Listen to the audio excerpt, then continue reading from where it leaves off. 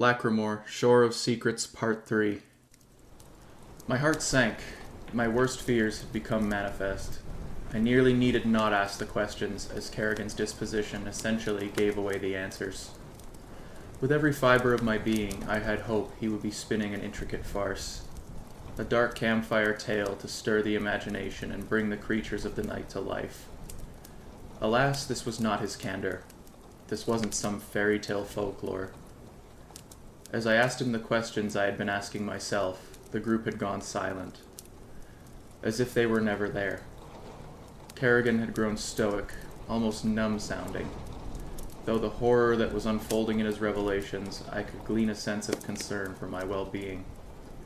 As he spoke, the only other sound I could pick out was the crackling of the now-dying fire. Lachrymore is unique. You see, many of us have of course sought rescue. However, this has been to no avail. The island has no designation, so to speak. Just as soon as rescue comes, she disappears without a trace. I, myself, have been here for 39 years. I was merely a child when I arrived. I hate to be the one to bear the news to you, but I'm afraid, as it stands, Lachrymore is your new home. I could tell that his delivery was meticulous, yet mindful, as if he had rehearsed and performed it many a time. As I let his response soak into every nook and cranny that my brain had to offer, a surprising sense of calm washed over me. It took me aback. Perhaps the shock was just too much to comprehend. I figured I could use this presumed shock to approach the situation with a level head before the hypothesized breakdown occurred. I calmly asked a follow-up question. When you say no designation, you mean... I couldn't finish the sentence, as I was still grasping for a sense of reality. Kerrigan was able to pick up the gist of my inquiry. There's nowhere in this world that Lachrymore exists, yet it exists everywhere. There are nights that the sky will appear foreign, as though it were not of this world. I pressed further. Meaning? Fehali spoke up to expand on Kerrigan's statements. Meaning that we are uncertain that the island even remains on this world.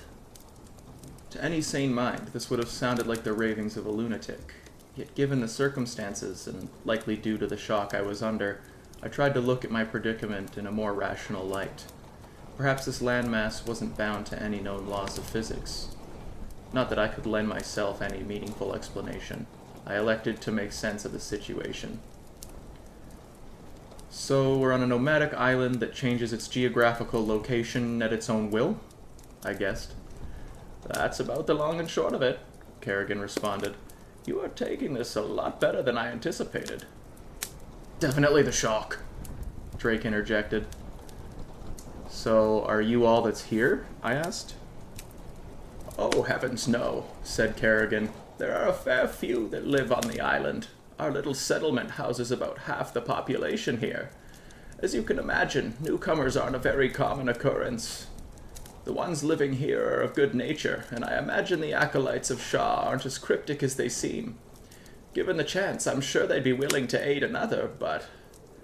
As he trailed off, I could tell that he had some misgivings about these acolytes of Shah. From what I could gather, they were another group occupying the island. Further explanation from Kerrigan revealed that they were a covenant of devout worshippers. Many in the group expressed distrust towards them as their motives were cast behind a veil of mystery. No one in the party had any inklings as to who the acolytes actually worshipped. Kerrigan admitted that his group generally kept their distance from the congregation, and just wanted to give them the benefit of the doubt. Especially seeing as they had not posed any threat to Kerrigan and his group, I could see that Kerrigan was the type of man that aimed to see the good in everyone. It was admirable, but I knew that to a degree it was also foolish.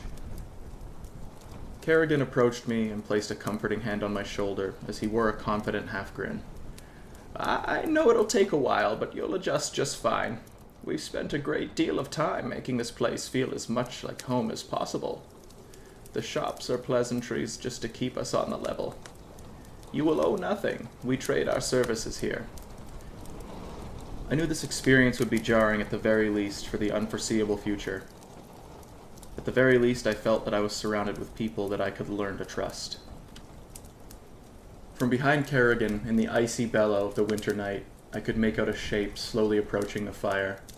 I couldn't quite make out what it was, but it looked human. It was quite short and moved rather hauntingly. As it encroached on the firelight, recently revitalized by Taliel, I could see it was a woman. She appeared rather gaunt and pale-looking. Her appearance was a mite unsettling. She looked emaciated, as though she hadn't eaten in weeks. Her eyes were bulging from their sockets. The camp went quiet. The others looked on in disbelief. Kerrigan looked at the girl as though they had known each other for years. Risa, it's good to see you, dear. It's been a while. Almost 3 months, if I'm not mistaken. How are you feeling? The girl did not respond. She looked around the fire, unblinking until her eyes stopped on me. A sickly feeling welled up within my body as her gaze remained transfixed on me. She tilted her head to the side as though to show curiosity. Kerrigan ran to her side and ushered her towards the firelight. She was incredibly skinny, the bones of her face flushed tight to her cheeks. You must be hungry, dear, Kerrigan probed. As he got within a foot of the fire, the woman let out a shrill scream.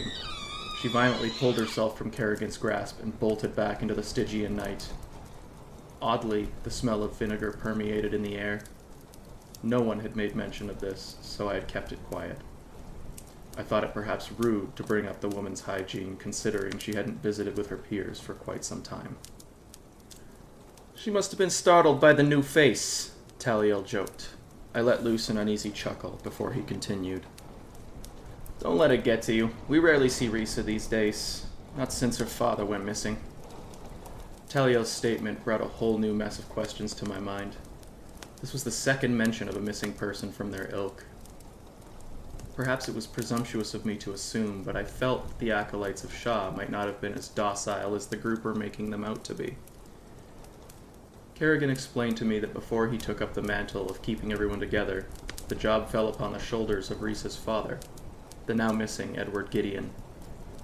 In the short time I had been present on this island, I had come to several conclusions with several more questions brewing. What was this place? Why did those two go missing? It all seemed so convoluted and surreal to me. I gave myself grace and told myself that everything going on was apt to the situation. Something about Risa was throwing me off. Of course I understood that she could be in an especially intense state of grieving, but something told me there was more to her story than shutting herself away for 3 months. You must be tired, young man. Come, I'll show you to your quarters, Kerrigan said. I was feeling rather exhausted. Who knows how long I was out at sea, shipwrecked. I followed Kerrigan down a winding road. I could see the shops that dot the small hamlet that the group had built. The path he led me down connected onto a large property with a sizable dwelling on it. There was a well on site in what appeared to be long ago tilled land. The place looked abandoned, as though it hadn't been tended to in quite some time. Kerrigan walked me up to the dwelling, turned to me and smiled. This is it. It ain't much, but it should suit you. At the very least, it'll keep the cold out of your bones. He extended a friendly hand. I looked down at it and shook it with a small level of apprehension. I don't believe I caught your name yet, young man, Kerrigan said.